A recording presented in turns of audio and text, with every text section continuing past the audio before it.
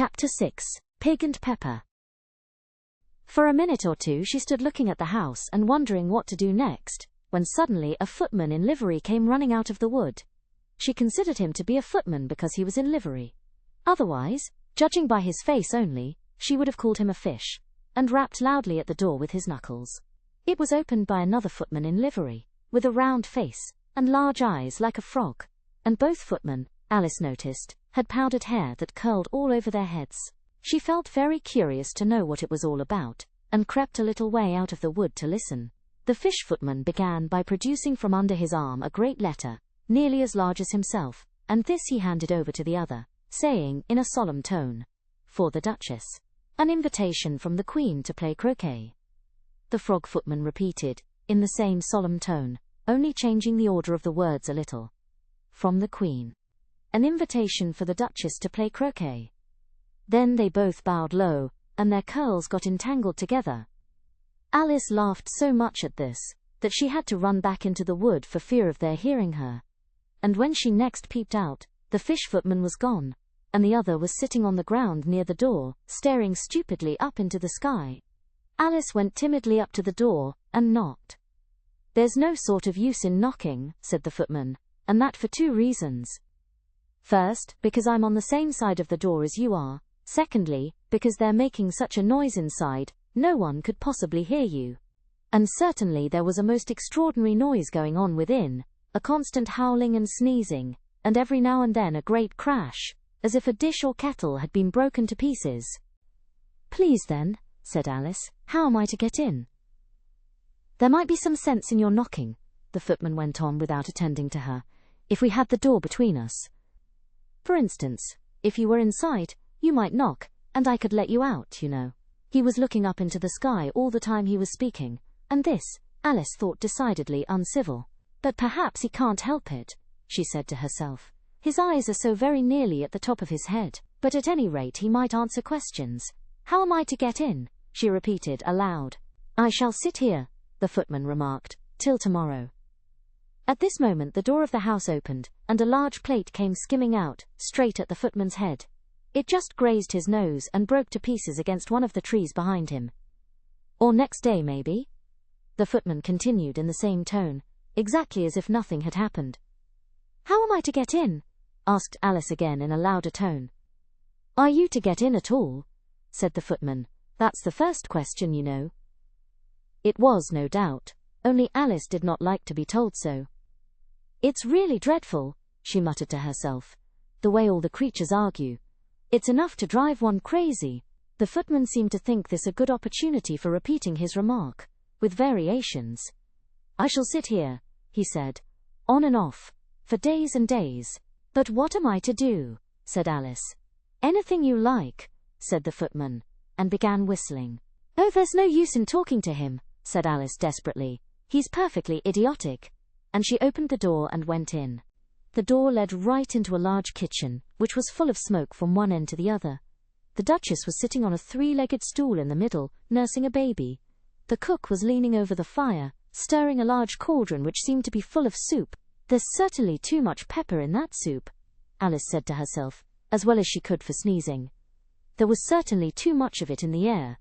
Even the Duchess sneezed occasionally, and as for the baby, it was sneezing and howling alternately without a moment's pause. The only things in the kitchen that did not sneeze were the cook and a large cat, which was sitting on the hearth and grinning from ear to ear. "Please, would you tell me," said Alice, a little timidly, for she was not quite sure whether it was good manners for her to speak first, "why your cat grins like that?" "It's a Cheshire cat," said the Duchess, "and that's why." "Pig!" She said the last word with such sudden violence that Alice quite jumped. But she saw in another moment that it was addressed to the baby, and not to her, so she took courage, and went on again. "I didn't know that Cheshire cats always grinned. In fact, I didn't know that cats could grin." "They all can," said the Duchess, "and most of 'em do." "I don't know of any that do," Alice said very politely, feeling quite pleased to have got into a conversation. "You don't know much," said the Duchess, "and that's a fact." Alice did not at all like the tone of this remark, and thought it would be as well to introduce some other subject of conversation. While she was trying to fix on one, the cook took the cauldron of soup off the fire, and at once set to work throwing everything within her reach at the Duchess and the baby. The fire irons came first, then followed a shower of saucepans, plates and dishes. The Duchess took no notice of them even when they hit her, and the baby was howling so much already that it was quite impossible to say whether the blows hurt it or not. "Oh, please mind what you're doing," cried Alice, jumping up and down in an agony of terror. "Oh, there goes his precious nose," as an unusually large saucepan flew close by it, and very nearly carried it off. "If everybody minded their own business," the Duchess said in a hoarse growl, "the world would go round a deal faster than it does." "Which would not be an advantage," said Alice, who felt very glad to get an opportunity of showing off a little of her knowledge. "Just think of what work it would make with the day and night. You see, the Earth takes 24 hours to turn round on its axis." "Talking of axes," said the Duchess, "chop off her head." Alice glanced rather anxiously at the cook, to see if she meant to take the hint. But the cook was busily stirring the soup, and seemed not to be listening, so she went on again. 24 hours, I think, or is it 12? Oh, don't bother me," said the Duchess. "I never could abide figures." And with that she began nursing her child again, singing a sort of lullaby to it, as she did so, and giving it a violent shake at the end of every line. "Speak roughly to your little boy, and beat him when he sneezes. He only does it to annoy, because he knows it teases." Chorus, in which the cook and the baby joined. "Wow, wow, wow!" While the Duchess sang the second verse of the song, she kept tossing the baby violently up and down, and the poor little thing howled so that Alice could hardly hear the words. "I speak severely to my boy, I beat him when he sneezes, for he can thoroughly enjoy the pepper when he pleases." Chorus. "Wow, wow, wow! Here, you may nurse it a bit if you like," the Duchess said to Alice, flinging the baby at her as she spoke. "I must go and get ready to play croquet with the Queen." And she hurried out of the room. The cook threw a frying pan after her as she went out, but it just missed her. Alice caught the baby with some difficulty, as it was a queer-shaped little creature, and held out its arms and legs in all directions. "Just like a starfish," thought Alice. The poor little thing was snorting like a steam engine when she caught it, and kept doubling itself up and straightening itself out again, so that altogether for the first minute or two, it was as much as she could do to hold it. As soon as she had made out the proper way of nursing it, which was to twist it up into a sort of knot, and then keep tight hold of its right ear and left foot, so as to prevent its undoing itself, she carried it out into the open air. "If I don't take this child away with me," thought Alice, "they're sure to kill it in a day or two. Wouldn't it be murder to leave it behind?" She said the last words out loud, and the little thing grunted in reply. It had left off sneezing by this time. "Don't grunt," said Alice. "That's not at all a proper way of expressing yourself." The baby grunted again, and Alice looked very anxiously into its face to see what was the matter with it. There could be no doubt that it had a very turn-up nose, much more like a snout than a real nose. Also, its eyes were getting extremely small for a baby. Altogether, Alice did not like the look of the thing at all. But perhaps it was only sobbing, she thought, and looked into its eyes again, to see if there were any tears. No, there were no tears. "If you're going to turn into a pig, my dear," said Alice seriously, "I'll have nothing more to do with you. Mind now." The poor little thing sobbed again, or grunted, it was impossible to say which, and they went on for some while in silence. Alice was just beginning to think to herself, "Now, what am I to do with this creature when I get it home?" when it grunted again, so violently that she looked down into its face in some alarm. This time there could be no mistake about it. It was neither more nor less than a pig, and she felt that it would be quite absurd for her to carry it further. So she set the little creature down, and felt quite relieved to see it trot away quietly into the wood. "If it had grown up," she said to herself, "it would have made a dreadfully ugly child, but it makes rather a handsome pig, I think." And she began thinking over other children she knew, who might do very well as pigs, and was just saying to herself, if one only knew the right way to change them, when she was a little startled by seeing the Cheshire Cat, sitting on a bough of a tree a few yards off. The cat only grinned when it saw Alice. It looked good-natured, she thought. Still, it had very long claws, and a great many teeth, so she felt that it ought to be treated with respect. "Cheshire Puss," she began rather timidly, as she did not at all know whether it would like the name. However, it only grinned a little wider. "Come, it's pleased so far," thought Alice, and she went on. "Would you tell me, please, which way I ought to go from here?" "That depends a good deal on where you want to get to," said the cat. I don't much care where, said Alice. Then it doesn't matter which way you go, said the cat. So long as I get somewhere, Alice added as an explanation. Oh, you're sure to do that, said the cat, if you only walk long enough. Alice felt that this could not be denied, so she tried another question. What sort of people live about here? In that direction, the cat said, waving its right paw round, lives a hatter. And in that direction, waving the other paw, lives a March hare. Visit either you like, they're both mad.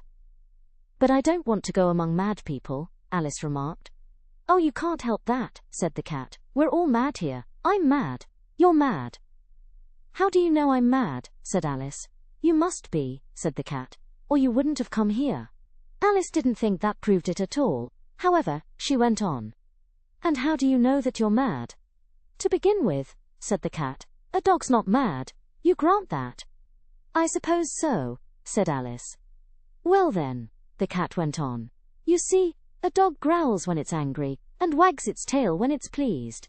Now I growl when I'm pleased, and wag my tail when I'm angry. Therefore, I'm mad. I call it purring, not growling, said Alice. Call it what you like, said the cat. Do you play croquet with the Queen today? I should like it very much, said Alice. But I haven't been invited yet. You'll see me there, said the cat, and vanished. Alice was not much surprised at this. She was getting so used to queer things happening. While she was looking at the place where it had been, it suddenly appeared again. By the by, what became of the baby? Said the cat. I'd nearly forgotten to ask. It turned into a pig, Alice quietly said, just as if it had come back in a natural way.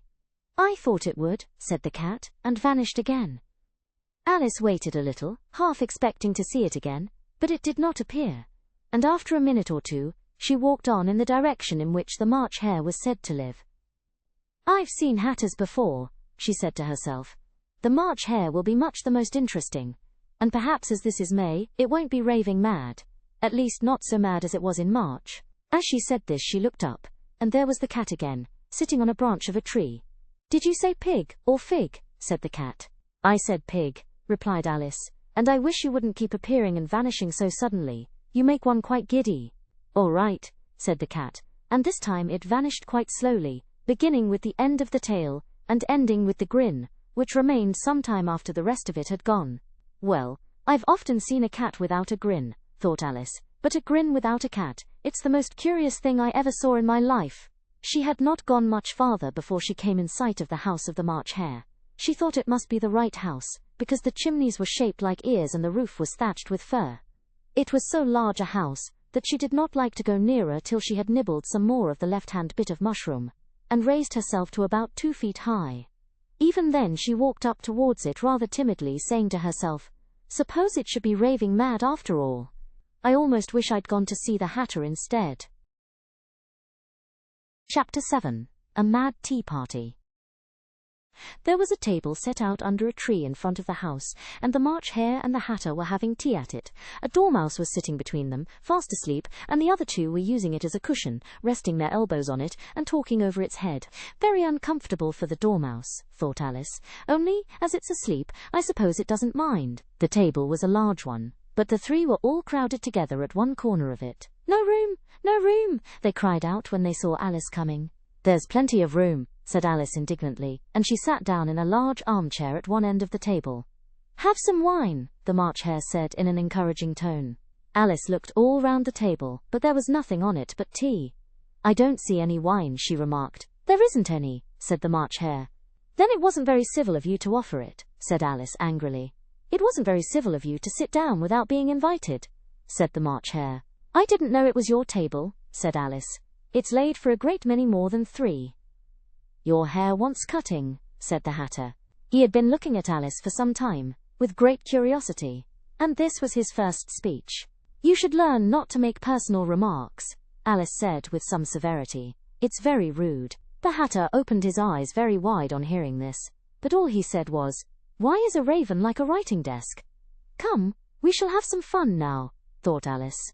I'm glad they've begun asking riddles. I believe I can guess that, she added aloud.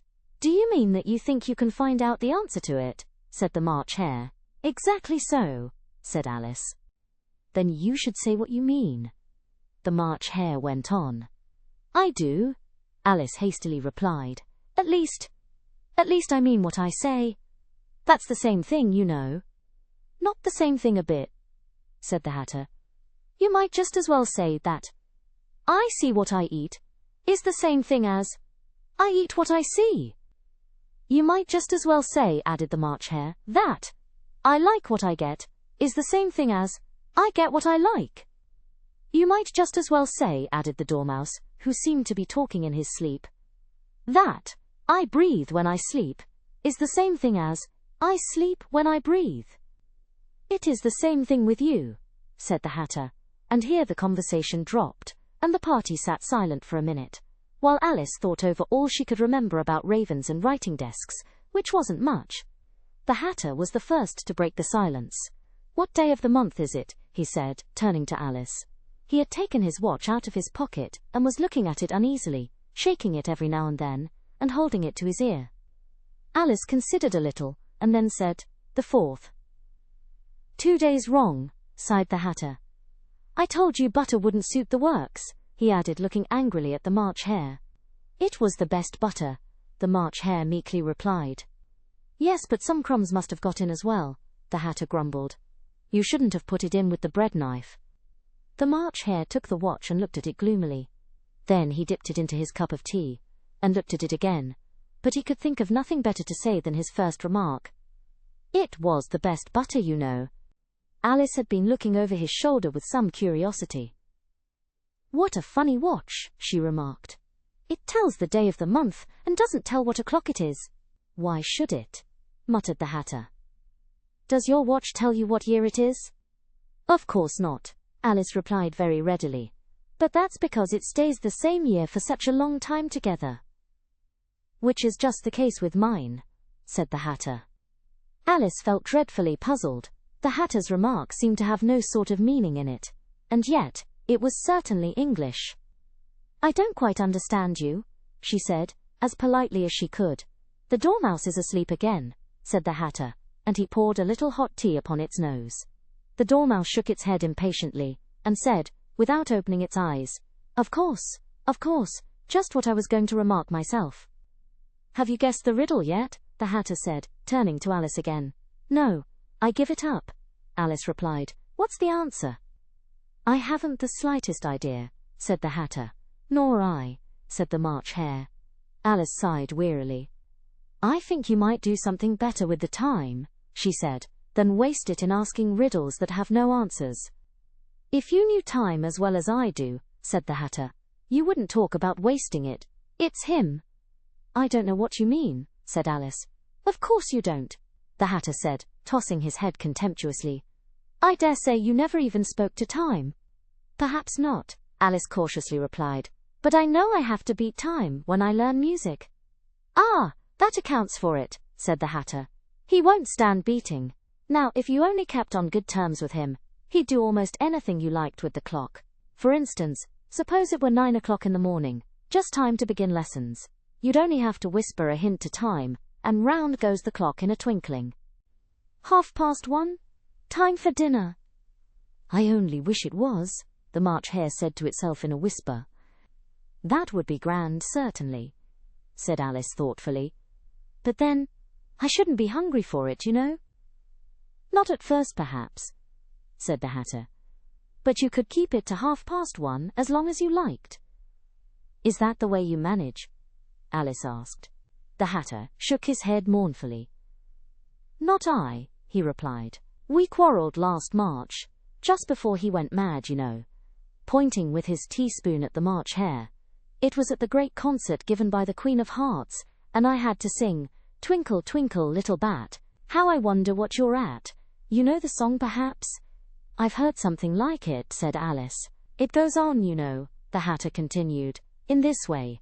Up above the world you fly, like a tea tray in the sky. Twinkle, twinkle. Here the Dormouse shook itself and began singing in its sleep, Twinkle, twinkle, twinkle, twinkle, and went on so long that they had to pinch it to make it stop. Well, I'd hardly finished the first verse, said the Hatter, when the Queen jumped up and bawled out, He's murdering the time. Off with his head. How dreadfully savage. exclaimed Alice. "And ever since that," the Hatter went on in a mournful tone, "he won't do a thing I ask. It's always 6 o'clock now."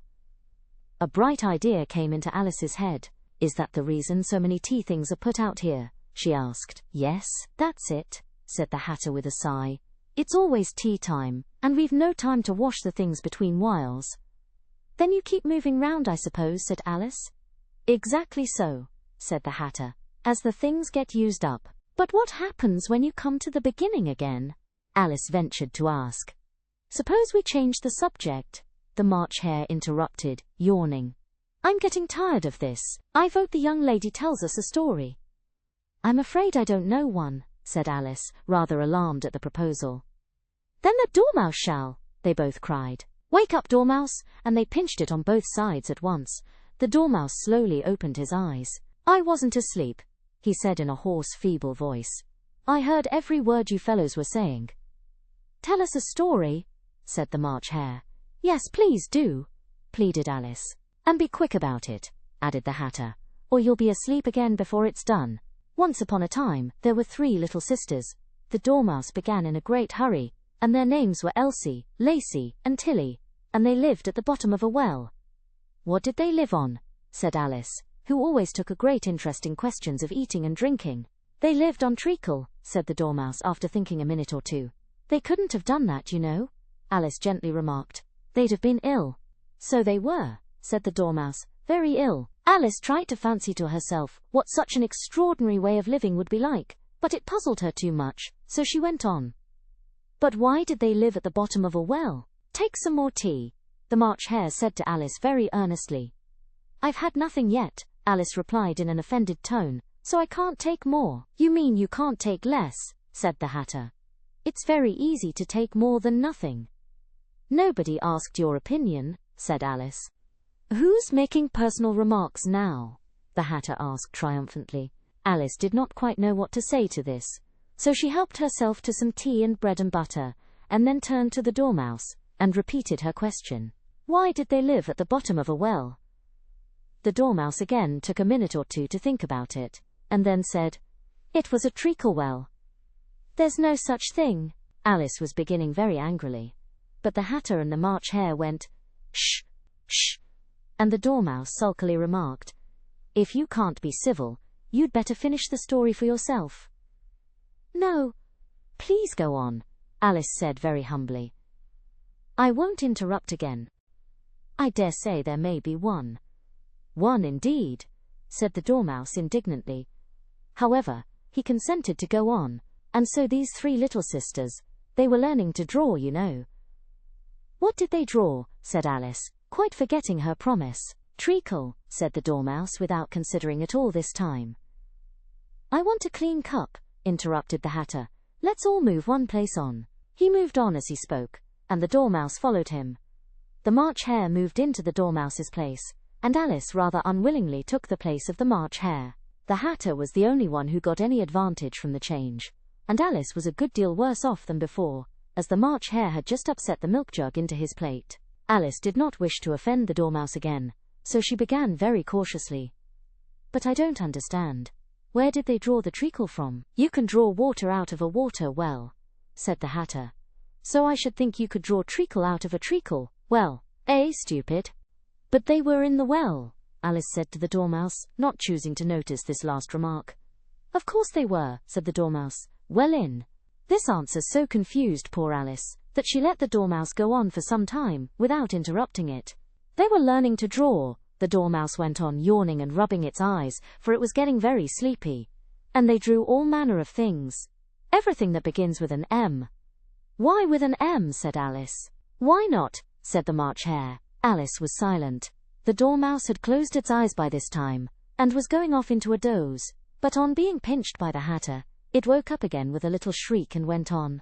"That begins with an M, such as mousetraps and the moon, and memory and muchness. You know you say things are much of a muchness. Did you ever see such a thing as a drawing of a muchness?" "Really, now you ask me," said Alice, very much confused. "I don't think." "Then you shouldn't talk," said the Hatter. This piece of rudeness was more than Alice could bear. She got up in great disgust and walked off.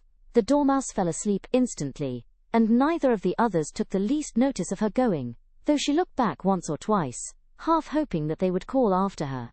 The last time she saw them, they were trying to put the Dormouse into the teapot. "At any rate, I'll never go there again," said Alice as she picked her way through the wood. "It's the stupidest tea party I ever was at in all my life." Just as she said this, she noticed that one of the trees had a door leading right into it. "That's very curious," she thought. "But everything's curious today. I think I may as well go in at once." And in she went. Once more she found herself in the long hall, and close to the little glass table. "Now I'll manage better this time," she said to herself, and began by taking the little golden key and unlocking the door that led into the garden. Then she went to work nibbling at the mushroom. She had kept a piece of it in her pocket, till she was about a foot high.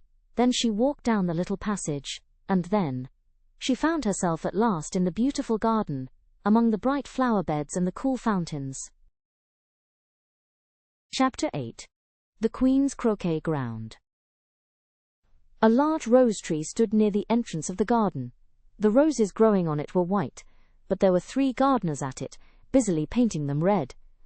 Alice thought this a very curious thing, and she went nearer to watch them, and just as she came up to them she heard one of them say, "Look out now, 5. Don't go splashing paint over me like that." "I couldn't help it," said 5 in a sulky tone. "7 jogged my elbow." On which 7 looked up and said, "That's right, 5. Always lay the blame on others." "You'd better not talk," said 5. "I heard the Queen say only yesterday you deserved to be beheaded." "What for?" said the one who had spoken first. "That's none of your business too," said 7. "Yes, it is his business," said 5, "and I'll tell him. It was for bringing the cooked tulip roots instead of onions." 7 flung down his brush, and had just begun, "Well, of all the unjust things," when his eye chanced to fall upon Alice as she stood watching them, and he checked himself suddenly. The others looked round also, and all of them bowed low. "Would you tell me," said Alice, a little timidly, "why you are painting those roses?"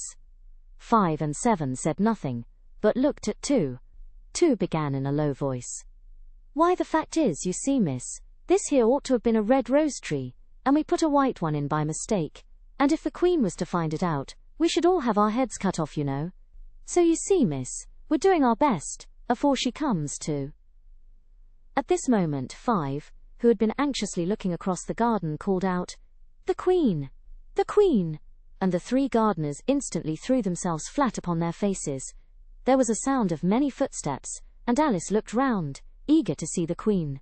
First came 10 soldiers carrying clubs. These were all shaped like the 3 gardeners, oblong and flat, with their hands and feet at the corners. Next, the 10 courtiers. These were ornamented all over with diamonds, and walked 2 and 2 as the soldiers did. After these came the royal children. There were 10 of them, and the little dears came jumping merrily along hand in couples. They were all ornamented with hearts.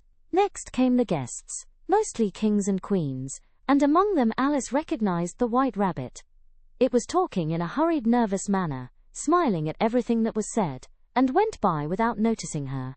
Then followed the Knave of Hearts, carrying the king's crown on a crimson velvet cushion, and last of all this grand procession, came the King and Queen of Hearts. Alice was rather doubtful whether she ought not to lie down on her face like the 3 gardeners, but she could not remember ever having heard of such a rule at processions. And besides, what would be the use of a procession, thought she, if people had all to lie down upon their faces, so that they couldn't see it? So she stood still where she was, and waited. When the procession came opposite to Alice, they all stopped and looked at her, and the Queen said severely, "Who is this?" She said it to the Knave of Hearts, who only bowed and smiled in reply. "Idiot," said the Queen, tossing her head impatiently, and turning to Alice she went on. "What's your name, child?"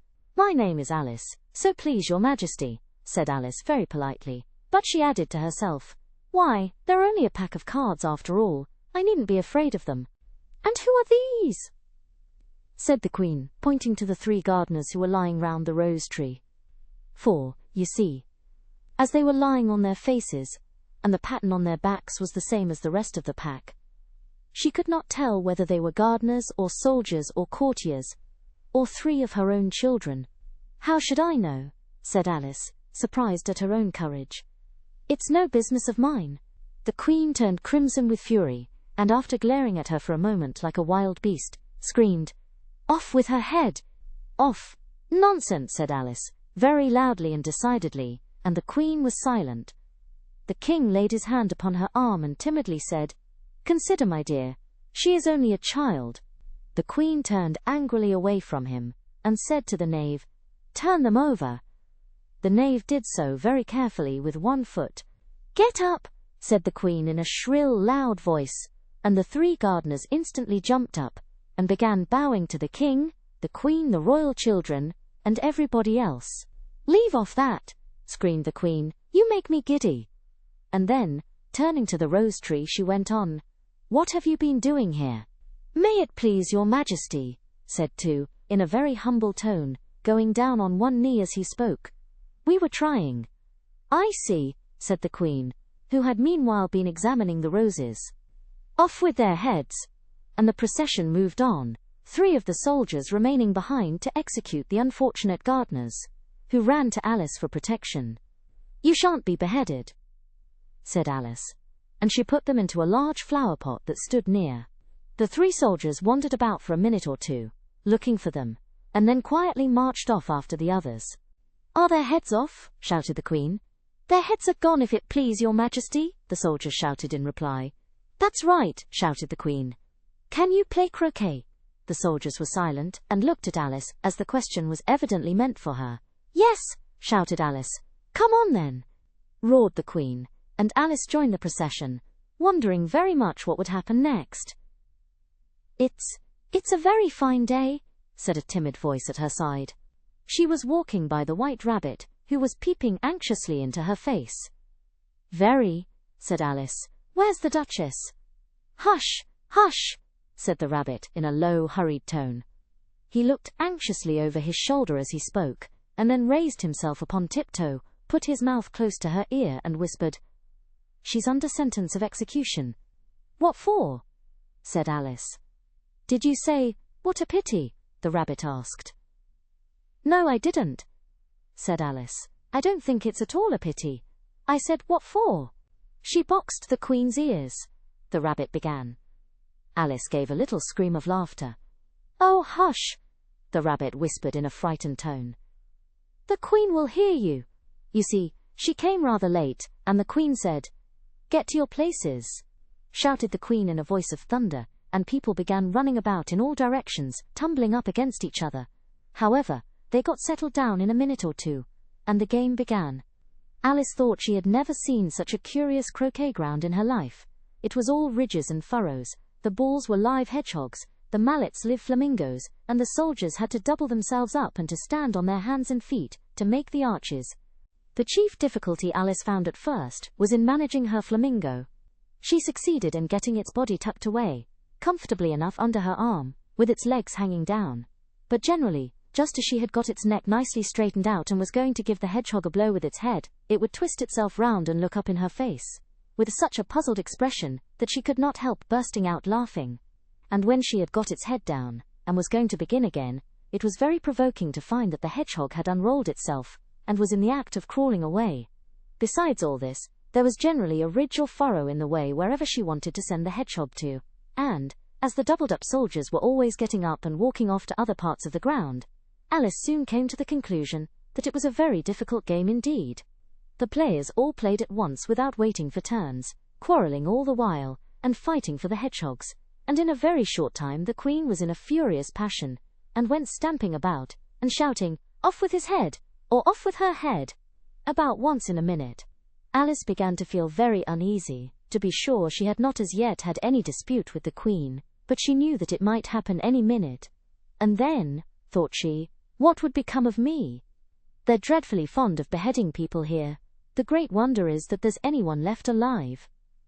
She was looking about for some way of escape, and wondering whether she could get away without being seen, when she noticed a curious appearance in the air. It puzzled her very much at first, but after watching it a minute or 2, she made it out to be a grin, and she said to herself, "It's the Cheshire Cat now. I shall have somebody to talk to." "How are you getting on?" said the cat as soon as there was mouth enough for it to speak with. Alice waited till the eyes appeared, and then nodded. It's no use speaking to it, she thought, till its ears have come, or at least one of them. In another minute the whole head appeared, and then Alice put down her flamingo, and began an account of the game, feeling very glad she had someone to listen to her. The cat seemed to think that there was enough of it now in sight, and no more of it appeared. I don't think they play at all fairly, Alice began, in rather a complaining tone, and they all quarrel so dreadfully one can't hear oneself speak, and they don't seem to have any rules in particular, at least, if there are, nobody attends to them, and you've no idea how confusing it is, all the things being alive. For instance, there's the arch I've got to go through next, walking about at the other end of the ground, and I should have croqueted the Queen's hedgehog just now, only it ran away when it saw mine coming. How do you like the Queen? Said the cat in a low voice. Not at all, said Alice. She's so extremely... Just then she noticed that the Queen was close behind her, listening, so she went on. Likely to win, but it's hardly worthwhile finishing the game. The Queen smiled and passed on. Who are you talking to? Said the King, going up to Alice and looking at the cat's head with great curiosity. It's a friend of mine, a Cheshire cat, said Alice. Allow me to introduce it. I don't like the look of it at all, said the King. However, it may kiss my hand if it likes. I'd rather not, the cat remarked. Don't be impertinent, said the King, and don't look at me like that. He got behind Alice as he spoke. A cat may look at a king, said Alice. I've read that in some book, but I don't remember where. Well, it must be removed, said the King very decidedly, and he called the Queen, who was passing at the moment. My dear, I wish you would have this cat removed. The Queen had only one way of settling all difficulties, great or small. Off with his head, she said, without even looking round. I'll fetch the executioner myself, said the King eagerly, and he hurried off. Alice thought she might as well go back and see how the game was going on, as she heard the Queen's voice in the distance, screaming with passion. She had already heard her sentence 3 of the players to be executed for having missed their turns, and she did not like the look of things at all, as the game was in such confusion that she never knew whether it was her turn or not. So she went in search of her hedgehog. The hedgehog was engaged in a fight with another hedgehog, which seemed to Alice an excellent opportunity for croqueting one of them with the other. The only difficulty was that her flamingo was gone across to the other side of the garden, where Alice could see it trying in a helpless sort of way to fly up into a tree. By the time she had caught the flamingo and brought it back, the fight was over, and both the hedgehogs were out of sight. But it doesn't matter much, thought Alice, as all the arches are gone from this side of the ground. So she tucked it away under her arm, that it might not escape again, and went back for a little more conversation with her friend. When she got back to the Cheshire Cat, she was surprised to find quite a large crowd collected round it. There was a dispute going on between the executioner, the King, and the Queen, who were all talking at once, while all the rest were quite silent, and looked very uncomfortable. The moment Alice appeared, she was appealed to by all 3 to settle the question, and they repeated their arguments to her, though as they all spoke at once, she found it very hard indeed to make out exactly what they said. The executioner's argument was that you couldn't cut off a head unless there was a body to cut it off from, that he had never had to do such a thing before, and he wasn't going to begin at his time of life. The King's argument was that anything that had a head could be beheaded, and that you weren't to talk nonsense. The Queen's argument was that if something wasn't done about it in less than no time, she'd have everybody executed, all round. It was this last remark that had made the whole party look so grave and anxious.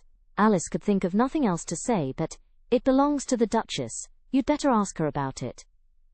"She's in prison," the Queen said to the executioner. "Fetch her here." And the executioner went off like an arrow. The cat's head began fading away the moment he was gone, and by the time he had come back with the Duchess, it had entirely disappeared. So the King and the executioner ran wildly up and down looking for it, while the rest of the party went back to the game. Chapter 9. The Mock Turtle's Story. "You can't think how glad I am to see you again, you dear old thing," said the Duchess, as she tucked her arm affectionately into Alice's, and they walked off together. Alice was very glad to find her in such a pleasant temper, and thought to herself that perhaps it was only the pepper that had made her so savage when they met in the kitchen. "When I'm a Duchess," she said to herself, not in a very hopeful tone though, "I won't have any pepper in my kitchen at all. Soup does very well without, Maybe it's always pepper that makes people hot-tempered, she went on, very much pleased at having found out a new kind of rule. And vinegar that makes them sour, and chamomile that makes them bitter, and barley sugar and such things that make children sweet-tempered. I only wish people knew that. Then they wouldn't be so stingy about it, you know. She had quite forgotten the Duchess by this time, and was a little startled when she heard her voice close to her ear. You're thinking about something, my dear, and that makes you forget to talk. I can't tell you just now what the moral of that is, but I shall remember it in a bit. Perhaps it hasn't one, Alice ventured to remark. Tut tut, child, said the Duchess. Everything's got a moral, if only you can find it. And she squeezed herself up closer to Alice's side as she spoke. Alice did not much like keeping so close to her. First, because the Duchess was very ugly, and secondly, because she was exactly the right height to rest her chin upon Alice's shoulder. And it was an uncomfortably sharp chin. However, she did not like to be rude, so she bore it as well as she could. The game's going on rather better now, she said, by way of keeping up the conversation a little. 'Tis so, said the Duchess, and the moral of that is, oh, 'tis love, that makes the world go round. Somebody said, Alice whispered, that it's done by everybody minding their own business. Ah, well, it means much the same thing, said the Duchess, digging her sharp little chin into Alice's shoulder as she added. And the moral of that is, take care of the sense, and the sounds will take care of themselves. How fond she is of finding morals in things, Alice thought to herself. I dare say you're wondering why I don't put my arm round your waist, the Duchess said after a pause. The reason is that I'm doubtful about the temper of your flamingo. Shall I try the experiment? He might bite, Alice cautiously replied, not feeling at all anxious to have the experiment tried. Very true, said the Duchess. Flamingos and mustard both bite, and the moral of that is, birds of a feather flock together. Only mustard isn't a bird, Alice remarked. Right as usual, said the Duchess. What a clear way you have of putting things. It's a mineral, I think, said Alice. Of course it is, said the Duchess, who seemed ready to agree to everything that Alice said. There's a large mustard mine near here, and the moral of that is, the more there is of mine, the less there is of yours. Oh, I know, exclaimed Alice, who had not attended to this last remark. It's a vegetable. It doesn't look like one, but it is. I quite agree with you, said the Duchess, and the moral of that is, be what you would seem to be, or if you'd like it put more simply, never imagine yourself not to be otherwise than what it might appear to others that what you were or might have been, was not otherwise than what you had been, would have appeared to them to be otherwise. I think I should understand that better, Alice said very politely, if I had it written down, but I can't quite follow it as you say it. That's nothing to what I could say if I chose, the Duchess replied in a pleased tone. Pray don't trouble yourself to say it any longer than that, said Alice. Oh, don't talk about trouble, said the Duchess. I make you a present of everything I've said as yet. A cheap sort of present, thought Alice. I'm glad they don't give birthday presents like that. But she did not venture to say it out loud. Thinking again? The Duchess asked, with another dig of her sharp little chin. I've a right to think, said Alice sharply, for she was beginning to feel a little worried. Just about as much right, said the Duchess, as pigs have to fly, and the M.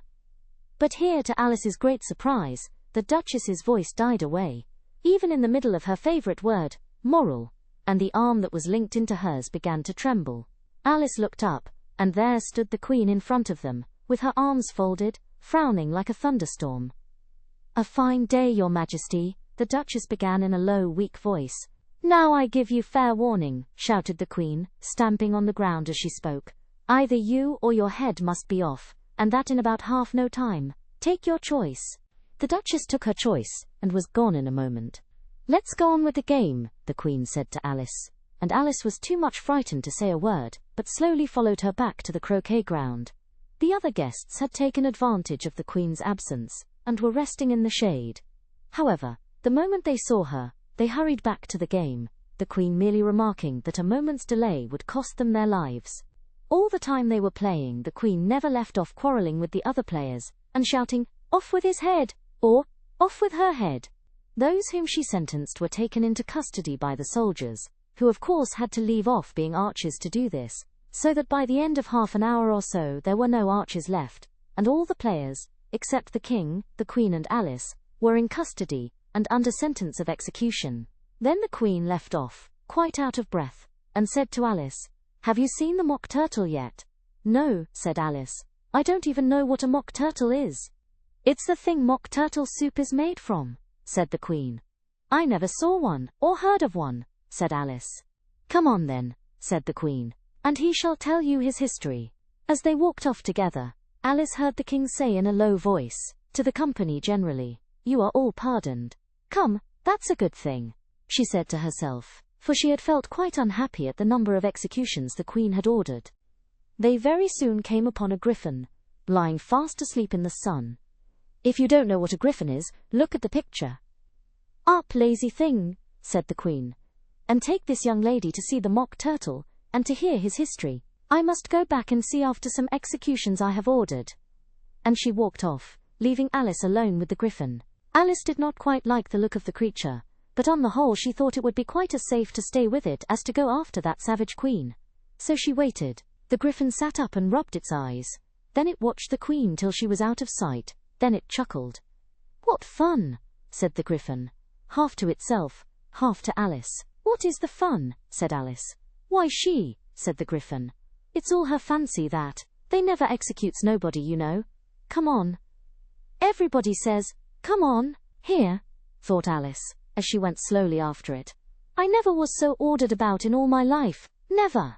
They had not gone far before they saw the mock turtle in the distance, sitting sad and lonely on a little ledge of rock, and, as they came nearer, Alice could hear him sighing, as if his heart would break.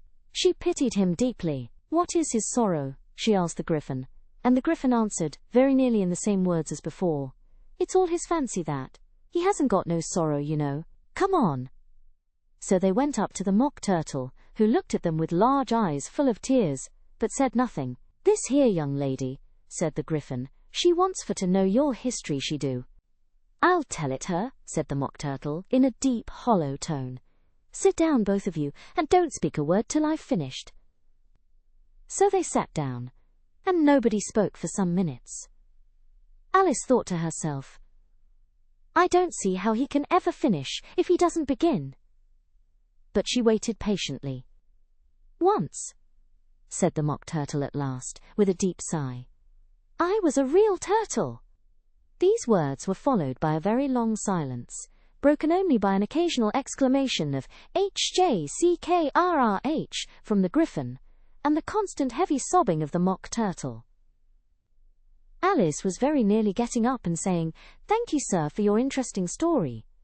But she could not help thinking there must be more to come, so she sat still and said nothing. "When we were little," the mock turtle went on at last, more calmly, though still sobbing a little now and then, "we went to school in the sea. The master was an old turtle. We used to call him Tortoise." "Why did you call him Tortoise if he wasn't one?" Alice asked. "We called him Tortoise because he taught us," said the mock turtle angrily. "Really, you are very dull." "You ought to be ashamed of yourself for asking such a simple question," added the griffin. And then they both sat silent and looked at poor Alice, who felt ready to sink into the earth. At last the griffin said to the mock turtle, "Drive on, old fellow. Don't be all day about it." And he went on in these words. "Yes, we went to school in the sea, though you mayn't believe it." "I never said I didn't," interrupted Alice. "You did," said the mock turtle. "Hold your tongue," added the griffin, before Alice could speak again. The mock turtle went on. "We had the best of educations. In fact, we went to school every day." "I've been to a day school too," said Alice. "You needn't be so proud as all that." "With extras?" asked the mock turtle a little anxiously. "Yes," said Alice. "We learned French and music." "And washing?" said the mock turtle. "Certainly not," said Alice indignantly. "Ah, then yours wasn't a really good school," said the mock turtle, in a tone of great relief. "Now at ours they had at the end of the bill, French, music and washing, extra." "You couldn't have wanted it much," said Alice, living at the bottom of the sea. "I couldn't afford to learn it," said the mock turtle with a sigh. "I only took the regular course." "What was that?" inquired Alice. Reeling and writhing, of course, to begin with, the Mock Turtle replied. And then, the different branches of arithmetic: ambition, distraction, uglification, and derision. I never heard of uglification, Alice ventured to say. What is it? The Griffin lifted up both its paws in surprise. What? Never heard of uglifying, it exclaimed. You know what to beautify is, I suppose. Yes, said Alice doubtfully. It means to make anything prettier. Well then, the Griffin went on, if you don't know what to uglify is, you are a simpleton. Alice did not feel encouraged to ask any more questions about it, so she turned to the Mock Turtle and said, what else had you to learn? Well, there was mystery, the Mock Turtle replied, counting off the subjects on his flappers. Mystery, ancient and modern, with seography, then drawling. The drawling master was an old conger eel that used to come once a week. He taught us drawling, stretching and fainting in coils. What was that like? Said Alice. Well, I can't show it you myself, the Mock Turtle said. I'm too stiff, and the Griffin never learnt it. Hadn't time, said the Griffin. I went to the classics master though, he was an old crab he was. I never went to him, the Mock Turtle said with a sigh. He taught laughing and grief, they used to say. So he did, said the Griffin, sighing in his turn, and both creatures hid their faces in their paws. And how many hours a day did you do lessons? Said Alice in a hurry to change the subject. 10 hours the first day, said the Mock Turtle, 9 the next, and so on. What a curious plan, exclaimed Alice. That's the reason they're called lessons, the Griffin remarked, because they lesson from day to day. This was quite a new idea to Alice, and she thought it over a little before she made her next remark. Then the 11th day must have been a holiday. Of course it was, said the Mock Turtle. And how did you manage on the 12th? Alice went on eagerly. That's enough about lessons, the Griffin interrupted in a very decided tone. Tell us something about the games now.